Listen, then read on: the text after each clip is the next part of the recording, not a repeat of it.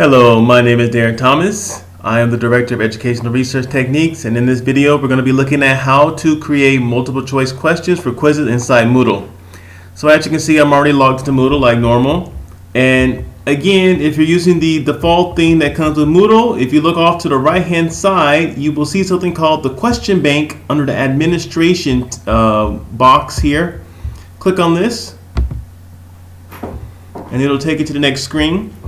As you can see, I've already made several questions. These are from prior videos. And we're going to make a new question. So we're going to create a new question right here as so. And today we're going to do a multiple choice. I think we're all familiar with multiple choice. You have a question and you have several potential answers. And it's up to the student to select the most appropriate response. So all I got to do now is I click right here on multiple choice. And I'm already in. So we have to give it a name. So I'm going to make a question about English history here. And then here's the text right here. So my question is going to be which country conquered England at the Battle of Hastings? All right, let me make this a little bit bigger for you so you can see it. So I'm going to put a question mark. Underneath here you have the default mark, how many points is worth, the general feedback. Here's a unique feature. You can have either only one answer possible or you can have multiple answers possible. It gets very confusing when more than one answer is correct, so I recommend only one.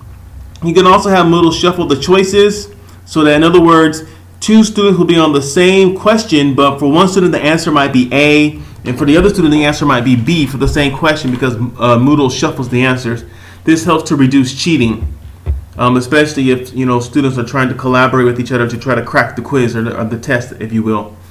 You can also look at different choices for how they number the choices, so it could be A, B, C, lowercase or capital case, or using numbers or Roman numerals, whatever. And now here is where you get to the actual choices. So I can have up to, the default is up to 5 choices. If you want more, you just click right here on blank and it'll give you more choices.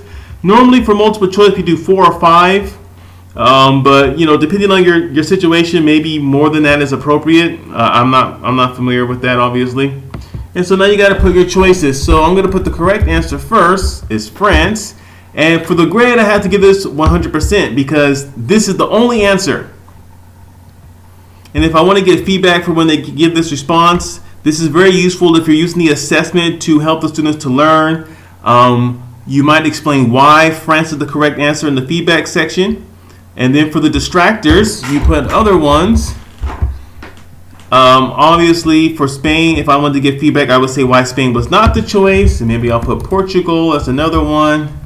And then lastly, I might put Germany as the last one.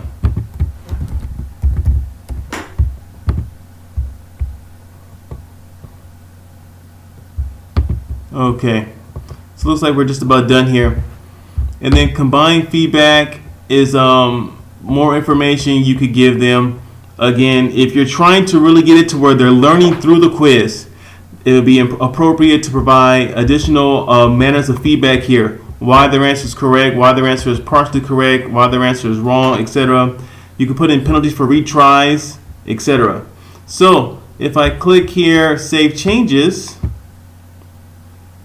looks like everything is done. And of course, if I want to look at the quiz, or look at the question, I click right here on the magnifying glass. And you can see it right here. Which country conquered England at the Battle of Hastings? And so there are your choices, A, B, C, D. Now if I refresh this, notice how the order changed. Now France is C, now France is A, now France is C again, now France is D. That's the beauty of it. So each student will have the same 4 choices but in different orders because we clicked on or we highlighted the shuffled checkbox. So there you have it. In this particular quiz, we learned how to make multiple choice questions inside Moodle. This is a very practical, very traditional way of performing assessment.